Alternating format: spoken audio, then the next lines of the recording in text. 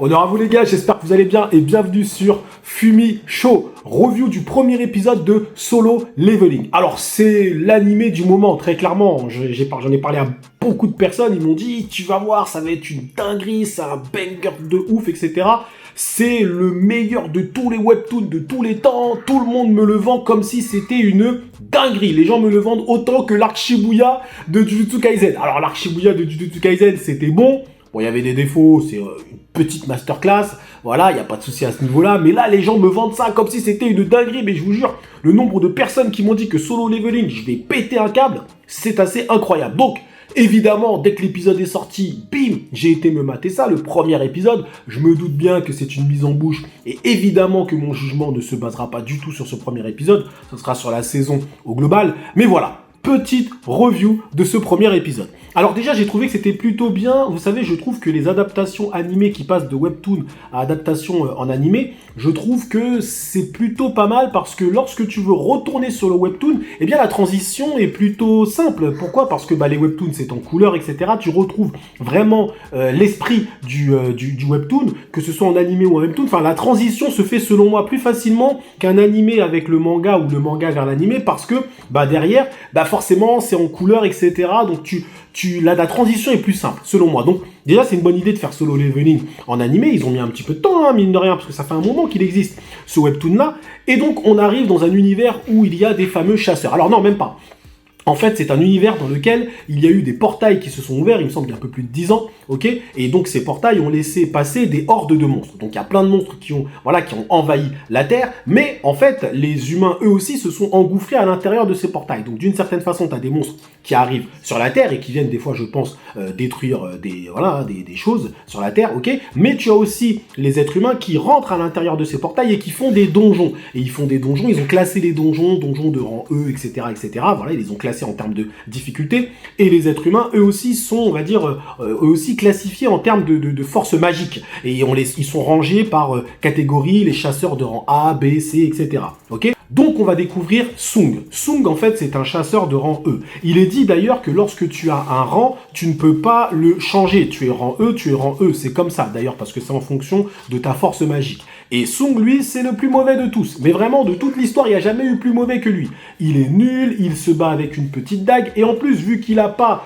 vu qu'il fait des donjons de rang E, il a du mal à tuer des gobelins, donc il a énormément de mal à avoir des pierres de l'esprit. Les pierres de l'esprit, c'est ce qui apparaît quand tu tues un monstre, et il en a peut-être une, donc il arrive même pas à s'acheter du matériel. En fait, il est un peu dans un cercle de nullité pour la nullité, parce que il n'arrive pas à tuer de monstres, donc il n'arrive pas à avoir de pierre de l'esprit, donc il n'arrive pas à avoir d'équipement, donc il n'arrive pas à tuer de monstres, et il est un peu dans ce cercle-là, et en plus il est faible. Donc d'une certaine façon, c'est vraiment l'archétype du guerrier faible, du chasseur faible. On nous l'explique, on nous le répète à de nombreuses reprises, on le comprend. Apparemment, il y a même des donjons où il a failli mourir de faim, imaginez, il se perd dans des labyrinthes et tout. Donc le gars, en fait, en gros, il a appris à survivre. Tellement, il survit en fait, c'est de la survie, ce mec-là survit, mais il n'a pas d'autre choix parce qu'il doit soigner sa mère ou son père, je crois qu'il est malade et c'est le seul qui peut ramener un peu d'argent. Donc il est obligé de faire ses donjons, il les fait, mais en plus il fait les donjons les plus faibles, donc en plus les gains sont pas ouf. Tout le monde se moque de lui, etc. Et donc c'est Sung, et il est avec une jeune fille qui s'appelle, je crois, Jong-hee. Alors par contre les noms, désolé, parce que déjà en japonais c'est compliqué, donc en coréen, voilà, je pense que vous m'excuserez. Mais bref, il est avec une jeune fille qui, elle, a la capacité de soigner, ils ont tous un petit peu des capacités, et en gros cette jeune fille, elle est un petit peu amoureuse de lui, et elle le défend, elle le guérit en fonction de la gravité des blessures qu'il peut avoir. Et donc, ce Sung-hee va se retrouver donc dans une quête d'un petit donjon, mais en fait, ce donjon-là, c'est un double donjon. C'est-à-dire qu'il y a un donjon de rang E, mais qui va ouvrir sur un autre donjon. Ils n'ont jamais vu ça. Et ils vont tomber dans un donjon qui, lui, apparemment, est extrêmement dangereux. Ils vont être enfermés, et donc ils vont se retrouver face à des statues qui sont apparemment extrêmement fortes, d'un niveau, pour l'instant, qui n'a pas encore été évalué selon les codes de Solo Leveling. Alors, que dire déjà de base dans les premières lignes ? Déjà, l'animation est vraiment sympathique. Alors, on pouvait s'attendre à une meilleure animation pour un banger de la sorte. Parce que, pour être honnête, le truc, on me l'a tellement vendu, apparemment, c'est tellement populaire que moi, je m'attendais à une animation vraiment niveau Jujutsu Kaisen ou Kimetsu no Yaiba. Mais ça n'est pas le cas, mais c'est pas grave. C'est pas grave parce que ça reste très correct et très honnête et tu prends du plaisir. Faut dire la vérité, tu prends du plaisir à regarder. Donc ce n'est pas une mauvaise animation, c'est juste que je pensais que ça allait être un peu mieux que ça. Mais c'est très correct. Franchement, c'est très correct, ça se regarde. de façon très agréable. Ça fera le café pour cette saison-là, en tout cas. Donc on a une belle animation, les petites OST sont plutôt sympathiques. Alors il n'y en a aucune pour l'instant qui m'est retenue, qui m'est restée en tête, mais ça colle à l'univers. Tiens, d'ailleurs, en parlant de l'univers, je l'ai trouvé plutôt intéressant, assez atypique dans le sens où c'est un mix entre un univers, on va dire, très moderne, parce qu'on sent, on voit les buildings, etc., c'est très moderne, et ça se confronte à un univers un petit peu heroic fantasy, mixé avec du RPG un petit peu.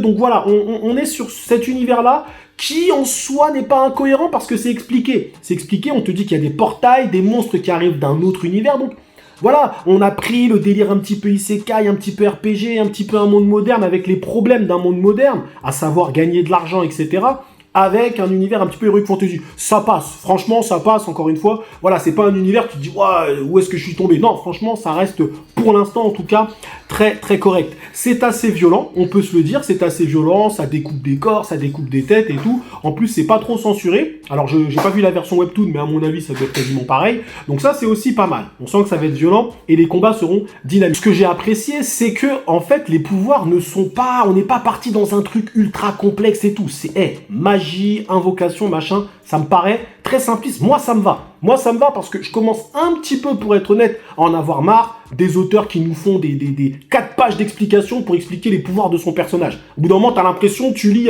une fiche technique, en fait. Donc, au bout d'un moment, j'aime bien simplicité. Ok, le pouvoir, c'est ça, c'est de la magie, ça envoie des boules de feu. Enfin, t'as les guérisseurs, ceux qui utilisent ça.